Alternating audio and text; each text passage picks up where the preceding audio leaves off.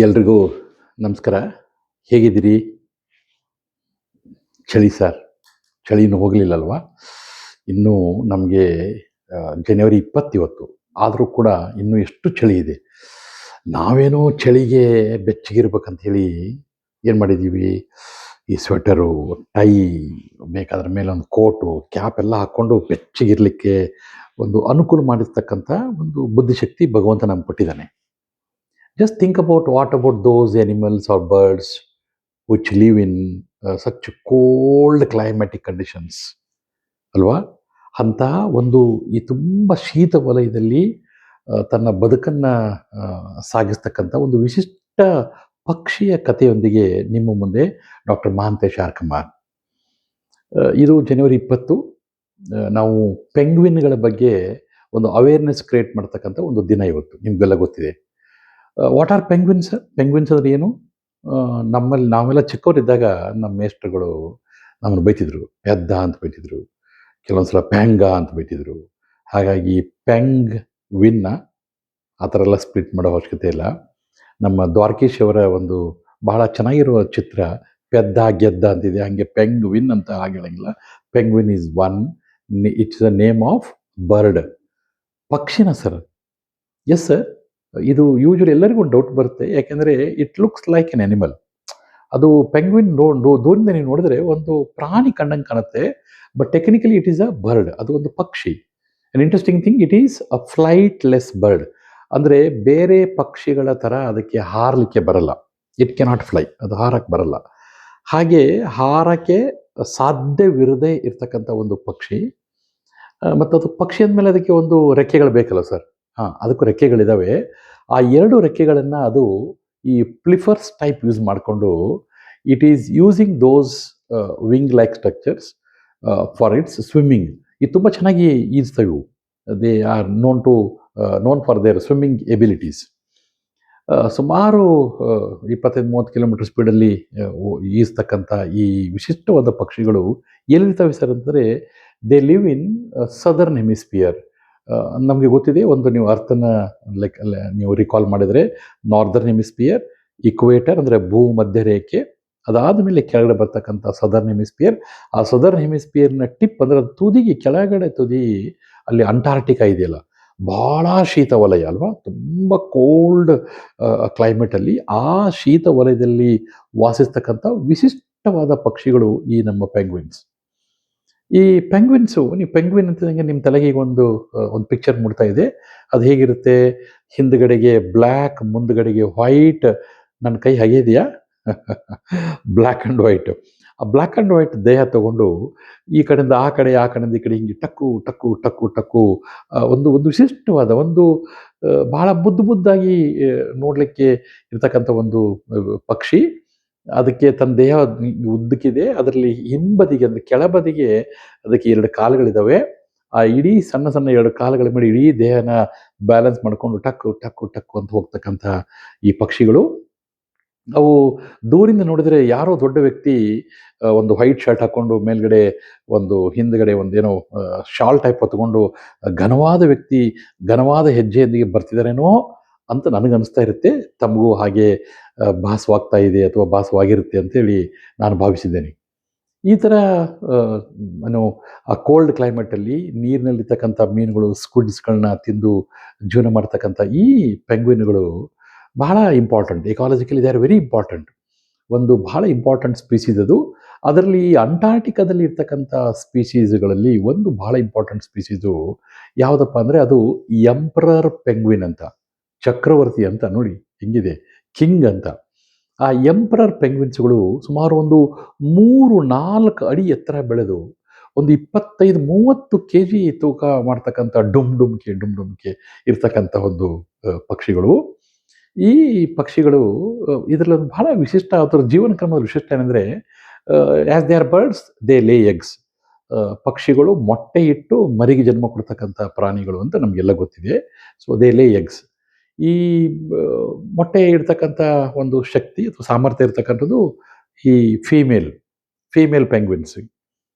But ವಿಶಿಷ್ಟ ಏನಪ್ಪ ಅಂದರೆ ಅದರಲ್ಲಿ ಒಂದು ವಿಶಿಷ್ಟವಾಗಿರ್ತಕ್ಕಂಥ ಇನ್ಫಾರ್ಮೇಷನ್ ಏನಪ್ಪ ಅಂದರೆ, ಈ ಫೀಮೇಲ್ಸ್ ಡೂ ಲೇ ದಿ ಎಗ್ಸ್, ಬಟ್ ಈ ಗಂಡು ಪೆಂಗ್ವಿನ್ಗಳು ಅದಕ್ಕೆ ಕಾವು ಕೊಡ್ತವೆ. ನೋಡಿ ನೋಡಿ ಆ ಇನ್ಕ್ಯುಬೇಷನ್ ಅಂತ ಕರಿತೀವಿ, ಅವಕ್ಕೆ ಬೆಚ್ಚಗಿರ್ತಕ್ಕಂಥದ್ದು. ಇದು it is being done by the male penguins. ನೋಡಿ ಎಷ್ಟು ಚೆನ್ನಾಗಿದೆ. ಡಿವಿಷನ್ ಆಫ್ ಲೇಬರ್, ತಂದೆ ತಾಯಿಗಳ ಏನು ಜವಾಬ್ದಾರಿಗಳು ಎಷ್ಟು ಚೆನ್ನಾಗಿದೆ. ಈ ಥರದ ಪೆಂಗ್ವಿನ್ಗಳು ಬಹಳ ವಿಶಿಷ್ಟವಾಗಿರ್ತಕ್ಕಂಥ ಈ ಪಕ್ಷಿಗಳ ಅಳಿವು ಉಳಿವು ಈಗ ನಾವು ಅದನ್ನು ಚರ್ಚೆ ಮಾಡಬೇಕಾಗಿದೆ. ಅವುಗಳ ಸಂತತಿ ಕುಗ್ತಾ ಇದೆ. ಏನು ಸರ್ ಕಾರಣ? ನಾವು ನೀವು ಮನುಷ್ಯರೇ ಎಲ್ಲದಕ್ಕೂ ಕಾರಣ ಅಲ್ವ. ಮನುಷ್ಯ ಕಾಲಿಟ್ಟ ಅಂದ್ರೆ ಮುಗೀತು, ಧ್ವಂಸನೇ. ಅದಕ್ಕೆ ಹೇಳ್ತಾರಲ್ವ, ಈ ಹುಲು ಮಾನವ ನಡೆಯುವ ದಾರಿನಲ್ಲಿ ಹುಲ್ಲು ಕಡ್ಡಿಯೂ ಬೆಳೆಯಲ್ಲ ಅಂಥೇಳಿ. ಅಂಥ ಏನು ಭಸ್ಮಾಸುರರು ಅಂದರೂ ನಾವು ಒಪ್ಕೋಬೋದು. ಅಂಥ ಮನುಷ್ಯರ ಚಟುವಟಿಕೆಗಳೇ ಈ ಎಲ್ಲ ಪ್ರಾಣಿ ಪಕ್ಷಿಗಳ, ಪರ್ಟಿಕ್ಯುಲರ್ಲಿ ಪೆಂಗ್ವಿನ್ಗಳ ಒಂದು ಅಳಿವಿಗೆ ಅಥವಾ ಅದರ ಅವನತಿಗೆ ಕಾರಣ ಅಂತ ಹೇಳಿದ್ರೆ ತಪ್ಪಾಗಲಿಕ್ಕಿಲ್ಲ.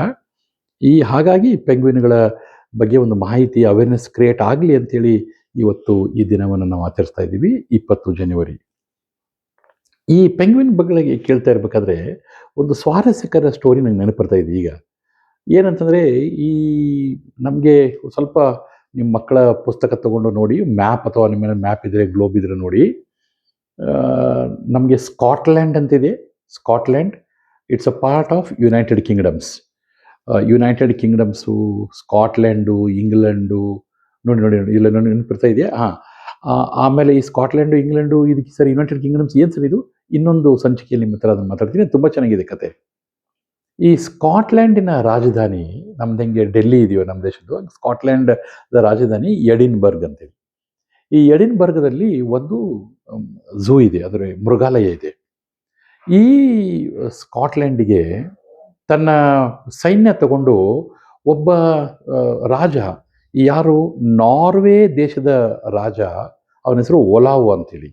ಅವನು 1972ನಲ್ಲಿ ಈ ಒಲಾವ್ ಅಂತಕ್ಕಂಥ ನಾರ್ವೆ ದೇಶದ ರಾಜ, ಅವನು ನಾರ್ವೆ ದೇಶ, ಅವನು ತನ್ನ ಸೈನ್ಯ ಮತ್ತು ಸೇನಾಧಿಕಾರಿಗಳೊಂದಿಗೆ ಈ ಸ್ಕಾಟ್ಲ್ಯಾಂಡಿಗೆ ವಿಸಿಟ್ ಮಾಡ್ತಾನೆ. ಈ ಸ್ಕಾಟ್ಲ್ಯಾಂಡು ನಿಮಗೆ ಅಲ್ಲಿಯ ಎಡಿನ್ಬರ್ಗಿಗೆ ಹೋಗ್ತಾರೆ. ಅಲ್ಲಿ ಮೃಗಾಲಯಕ್ಕೆ ಆ ಸೈನ್ಯಾಧಿಕಾರಿ ಹೋಗ್ತಾರೆ.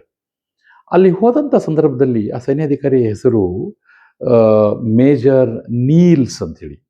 ಈ ಮೇಜರ್ ನೀಲ್ಸ್ ಅಂತಕ್ಕಂಥ ಸೈನ್ಯಾಧಿಕಾರಿ ಆ ಸ್ಕಾಟ್ಲ್ಯಾಂಡಿನ ಎಡಿನ್ಬರ್ಗ್ ಇರ್ತಕ್ಕಂಥ ಮೃಗಾಲಯಕ್ಕೆ ಹೋಗ್ತಾರೆ.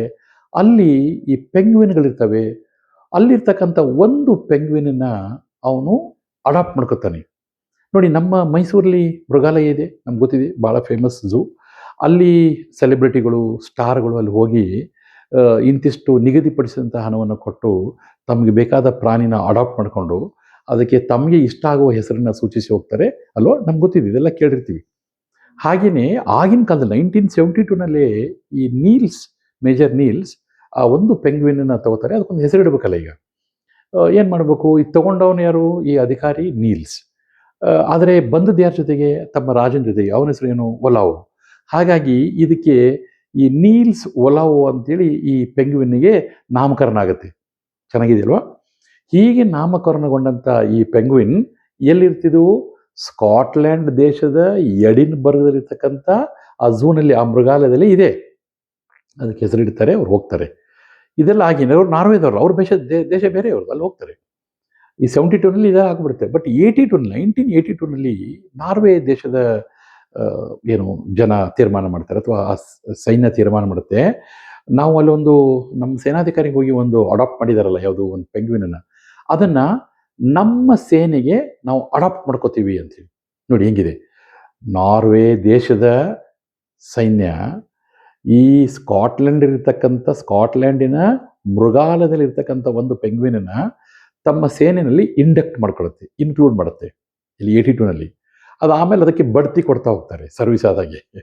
ಅದಕ್ಕೆ ಬಡ್ತಿ ಕೊಡ್ತಾ 2023ರಲ್ಲಿ ಅದಕ್ಕೆ ಒಂದು ಮೇಜರ್ ಹುದ್ದೆ ಬಂದಿದೆ ಈಗ. ಅಂದರೆ ಇಂಟ್ರೆಸ್ಟಿಂಗ್ ಥಿಂಗ್ ಅಂದರೆ, ಇದೇನು ಈ ಪೆಂಗ್ವಿನ್ ಇದೆಯಲ್ಲ, ಒಂದೇ ಅಲ್ಲ ಅದು. ಆದ್ರೆ ಪೆಂಗ್ವಿನಿನ ಮೊದಲ ಜನ್ರೇಷನ್ ಆಗಿದೆ, ಸೆಕೆಂಡ್ ಜನ್ರೇಷನ್ ಆಗಿದೆ, ಈಗ ಥರ್ಡ್. ಈಗ ಅದು ಏನು ನೀಲ್ಸ್ ಒಲಾವೋ 3, ಅದು ಈಗ ಥರ್ಡ್ ಜನ್ರೇಷನಲ್ಲಿ ಇರ್ತಕ್ಕಂಥ ಒಂದು ಪೆಂಗ್ವಿನ್, ಅದು ಈಗ ಅಧಿಕೃತವಾಗಿ ನಾರ್ವೆ ದೇಶದ ಸೈನ್ಯದ ಒಂದು ನೈಟ್ಹುಡ್ ಪದವಿ ಪಡೆದು ಮೇಜರ್ ಅಂತಕ್ಕಂಥ ಒಂದು ಮಿಲಿಟರಿಯ ಮೇಜರ್ ಸ್ಥಾನಮಾನ ಪಡೆದಂಥ ಒಂದು ಪಕ್ಷಿ. ಎಷ್ಟು ಸೋಜಿಗೂ ಇದೆಯಲ್ಲ, ಎಷ್ಟು ಚೆನ್ನಾಗಿ ಅನಿಸುತ್ತಲ್ಲ. ಈ ಥರ ಒಂದು ಒಂದು ನೋಡಿ, ಅದರ ಭೌಗೋಳಿಕ ಹಿನ್ನೆಲೆ ಬಹಳ ಇನ್ನೂ ವಿಶಿಷ್ಟ ಅನಿಸುತ್ತೆ. ಯಾಕಂದರೆ ಈ ಪೆಂಗ್ವಿನ್ಗಳ ಮೂಲ ಸಂತತಿ ಇರೋದು ಆ್ಯಕ್ಚುಲಿ ಇಲ್ಲಿ ಅಂಟಾರ್ಟಿಕಾದಲ್ಲಿ, ಅಂದರೆ ಸದರ್ನ್ ಹೆಮಿಸ್ಫಿಯರ್. ಇಲ್ಲಿಂದ ತೆಗೆದುಕೊಂಡು ಹೋಗಿ ಮನುಷ್ಯ ಯಾವುದೋ ಕಾಲದಲ್ಲಿ ಆ ಸ್ಕಾಟ್ಲ್ಯಾಂಡಿನ ಮೃಗಾಲಯದಲ್ಲಿ ಈ ಕೆಲವೊಂದಿಷ್ಟು ಪೆಂಗ್ವಿನ್ಗಳನ್ನ ಇಟ್ಟಿದ್ದಾರೆ. ಅಲ್ಲಿಯ ಒಂದು ಪೆಂಗ್ವಿನ್ನ 72ನಲ್ಲಿ ಒಬ್ಬ ಸೇನಾಧಿಕಾರಿ ನೀಲ್ಸ್ ಅದನ್ನು ಒಂದು ಅಡಾಪ್ಟ್ ಮಾಡ್ಕೊತಾನೆ. ನೋಡಿ ಎಲ್ಲಿದೆ, ಅಲ್ಲಿ ಸ್ಕಾಟ್ಲ್ಯಾಂಡಲ್ಲಿ. ಅವನು ಅಡಾಪ್ಟ್ ಮಾಡ್ಕೊಂಡವನು ಯಾರು? ನಾರ್ವೆಯ ಸೇನಾಧಿಕಾರಿ. ಸರ್ ಏನು ಚೆನ್ನಾಗಿದೆ ಸರ್ ಜಿಯೋಗ್ರಫಿ ಪಾಠ ಮಾಡೋಕ್ಕೆ. ಸೋಷಿಯಲ್ ಟೀಚರಾಗಿ ಹುಟ್ಟೋದೇ ಉತ್ತಮ ಅನಿಸುತ್ತೆ ಅಲ್ವಾ? ಇದೆಲ್ಲ ಎಷ್ಟು ಚೆನ್ನಾಗಿದೆ ನೋಡಿ. ಸದರ್ನ್ ಹೆಮಿಸ್ಫಿಯರು, ನಾರ್ವೆ ದೇಶ, ಸ್ಕಾಟ್ಲೆಂಡಿನ ರಾಜಧಾನಿ, ಅಲ್ಲಿಯ ಎಡಿನ್ಬರ್ಗು, ಅಲ್ಲಿಯ ಮೃಗಾಲಯ, ಅದರಲ್ಲಿ ಇರ್ತಕ್ಕಂಥ ಒಂದು ಪೆಂಗ್ವಿನ್ನು. ಅದು ಈಗ 3 ಅಂದರೆ ದಟ್ ಈಸ್ ಏನು ನೀಲ್ಸ್ ಒಲಾವೋ ಥರ್ಡ್, ಅದು ಮೇಜರ್ ಹುದ್ದೆಗೆ ಏರಿದೆ ಅಂಥೇಳಿ ದಾವಣಗೆರೆಯಲ್ಲಿ ಕೂತ್ಕೊಂಡು ಈ ಎಮ್.ಆರ್.ಕೆ. ಸರ್ ಅದರ ಕತೆ ಹೇಳ್ತಾ ಇದ್ದಾರೆ. ಈ ಏನು ನಾವೆಲ್ಲ ಪ್ರಪಂಚದಲ್ಲಿ ನಾವೆಲ್ಲ ಒಂದೇ ಆ್ಯಕ್ಚುಲಿ ಅಲ್ವಾ? ಹಾಗೆ ಓಕೆ. ಈ ಥರದ ಒಂದು ಪೆಂಗ್ವಿನ್ ಈಗ ಅದಕ್ಕೆ ಒಂದು ರಾಜ ಮರ್ಯಾದೆ, ಒಂದು ಸೇನಾ ಗೌರವ ಕೊಡ್ತಾರೆ. ಇದು ಆ್ಯಕ್ಚುಲಿ ಇರೋದು ನಿಮಗೆ ಆಗಲೇ ಹೇಳಿದಂಗೆ, ಮತ್ತೆ ರಿಪೀಟ್ ಮಾಡ್ತೀನಿ ಅನ್ಕೋಬೇಡಿ, ಇದು ಚೆನ್ನಾಗಿದೆ ಅಂತ ಮತ್ತೆ ಮತ್ತೆ. ಎಲ್ಲಿರೋದು? ಸ್ಕಾಟ್ಲ್ಯಾಂಡಿನ ಮೃಗಾಲಯದಲ್ಲಿ. ನಾರ್ವೆಯ ಸೇನಾಧಿಕಾರಿಗಳು ಅವಾಗ ಇದನ್ನು ನೋಡಲಿಕ್ಕೆ ಬರ್ತಾರೆ. ಬಂದಾಗ ಅದಕ್ಕೆ ಗಿಫ್ಟ್ ಕೊಡ್ತಾರೆ. ಏನು ಕೊಡ್ತಾರೆ? ಮೀನುಗಳು, ಫಿಶ್. ಆ ಫಿಶ್ ಕೊಡ್ತಾರೆ, ಅದೆಲ್ಲ ಫಿಶ್ ತಿನ್ನುತ್ತೆ. ಆಮೇಲೆ ಈ ಸೈನ್ಯಾಧಿಕಾರಿಗಳು ಬಂದಾಗ ಇದೇನು ಈ ಪೆಂಗ್ವಿನ್ ಇದೆಯಲ್ಲ, ಮೇಜರ್ ಇದೆಯಲ್ಲ ಈಗ, ಅದು ಐಡೆಂಟಿಫೈ ಮಾಡುತ್ತಂತೆ. ಅದು ಅವ್ರು ಬಂದಾಗ ಅವರ ಡ್ರೆಸ್ಸು, ಅವ್ರ ಬ್ಯಾಂಡ್ ಸೆಟ್ಟನ್ನೆಲ್ಲ ಐಡೆಂಟಿಫೈ ಮಾಡಿ ಅವ್ರನ್ನ ನೋಡೋಕ್ಕೆ ಬರುತ್ತೆ. ಅದು ಬಂದಾಗ ಅದಕ್ಕೆ ಏನು ಮಾಡ್ತಾರೆ? ಒಂದು ರೆಡ್ ಕಾರ್ಪೆಟ್ ಹಾಕ್ತಾರೆ.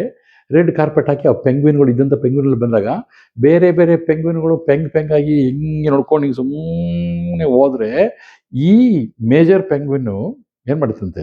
ಅತ್ಯಂತ ರಾಜ ಗಾಂಭೀರ್ಯದಿಂದ ಬಂದು ಕತ್ತೆತ್ತಿ ಅದು ಬಂದಂಥ ಸೈನ್ಯಾಧಿಕಾರಿಗಳನ್ನೆಲ್ಲ ನೋಡುತ್ತಂತೆ. ಒಂಥರದ ಸೇನಾ ತಪಾಸಣೆ ಅಲ್ವಾ?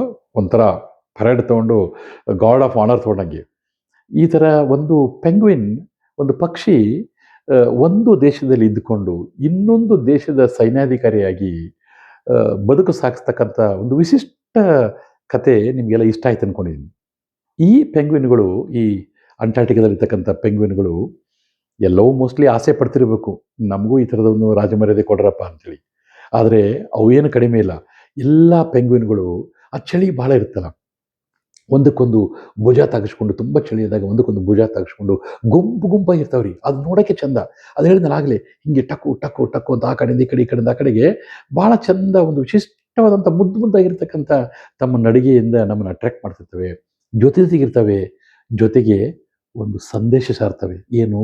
ನಾವು ನೋಡಪ್ಪ, ನಾವು ಪ್ರಾಣಿಗಳು, ಅದು ನಾವೆಲ್ಲ ಜಂಟಿಯಾಗಿದ್ದೀವಿ, ನೀವು ನೋಡ್ರಿ ಒಂಟಿ ಆಗ್ತಿದ್ದೀರಿ.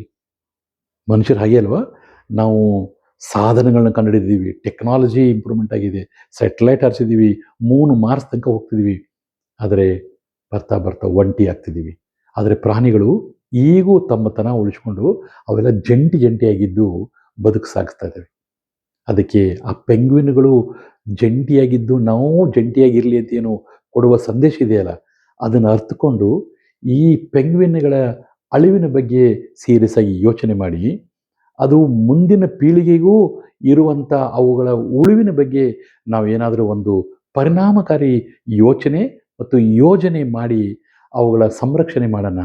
ಮಕ್ಕಳೇ, ಕತೆ ಚೆನ್ನಾಗಿ ಅನಿಸ್ತಾ? ಎಷ್ಟು ಮಜಾ ಇದೆಯಲ್ವ? ಈ ಥರದ ಒಂದು ಪೆಂಗ್ವಿನ್ ಆಗಿ ಇವತ್ತು ಒಂದು ಫೋಟೋ ಶೂಟ್ ಮಾಡಿ. ಅಂದರೆ ಒಂದು ವೈಟ್ ಶರ್ಟ್ ಹಾಕ್ಕೊಂಡು, ಹಿಂದ್ಗಡೆ ತಾಯಿಯವರ ಒಂದು ಬ್ಲ್ಯಾಕ್ ವೇಲ್ ಯೂಶಲಿ ಇರುತ್ತೆ, ಅದನ್ನ ಹಾಕ್ಕೊಂಡು ಹೀಗೆ ಪೆಂಗ್ವಿನ್ ಸ್ಟೈಲಲ್ಲಿ ಒಂದು ಸಣ್ಣ ವಿಡಿಯೋ ಮಾಡಿ, ಒಂದು ಸಣ್ಣ ಫೋಟೋ ಶೂಟ್ ಮಾಡಿ ನನ್ನ ಜೊತೆ ಶೇರ್ ಮಾಡ್ತೀರಿ. I will be waiting. ಏನು ಹೇಳೋದು, ಪೆಂಗ್ವಿನ್ಗಳ ಕತೆ. ನಾನು ಬೇಸಿಕಲಿ ಸೈನ್ಸ್ ಟೀಚರ್, ಅದರಲ್ಲಿ ಪರ್ಟಿಕ್ಯುಲರ್ಲಿ ನಾನು MSc ಜುವಾಲಜಿ. ಹಾಗಾಗಿ ಪ್ರಾಣಿ ಪಕ್ಷಿಗಳ ಬಗ್ಗೆ ವಿಶೇಷವಾದಂಥ ಒಂದು ಕಾಳಜಿ, ಪ್ರೀತಿ ಅಥವಾ ಒಂದು ಸಣ್ಣ ಮಾಹಿತಿ ಎಲ್ಲ ಸಿಕ್ಕಿರುತ್ತೆ. ಅದನ್ನು ನಿಮ್ಮ ಮುಂದೆ ಹಂಚಿಕೊಳ್ಳುವ ಪ್ರಾಮಾಣಿಕ ಪ್ರಯತ್ನ. ಪೆಂಗ್ವಿನ್ಗಳ ರಕ್ಷಣೆ ಮಾಡ್ತಕ್ಕಂಥವ್ರು, ಪೆಂಗ್ವಿನ್ಗಳಿಗೆ ಏನೋ ಒಂದು ರಾಜ ಮರ್ಯಾದೆ ಕೊಟ್ಟು ಸೇನಾಧಿಕಾರಿ ಮಾಡಿದಂಥ ಅವರುಗಳಿಗೆ, ಅವುಗಳ ಬಗ್ಗೆ ಸತತವಾಗಿ ಚಿಂತನೆ ಮಾಡ್ತಕ್ಕಂಥ ನೂರಾರು ಸಾವಿರಾರು ವಿಜ್ಞಾನಿಗಳಿಗೆ ನಾವೆಲ್ಲರೂ ಈ ದಿನವಾದರೂ ಅಟ್ಲೀಸ್ಟ್ ಒಂದು ಸೆಲ್ಯೂಟ್ ಮಾಡೋಣ ಅಲ್ವಾ? ಸೆಲ್ಯೂಟ್ ಮಾಡಿ ನಾವು ಅವ್ರಿಗೆ ಹೇಳೋಣ, sir, we will also join to protect and save the penguins forever with us. Have a nice day.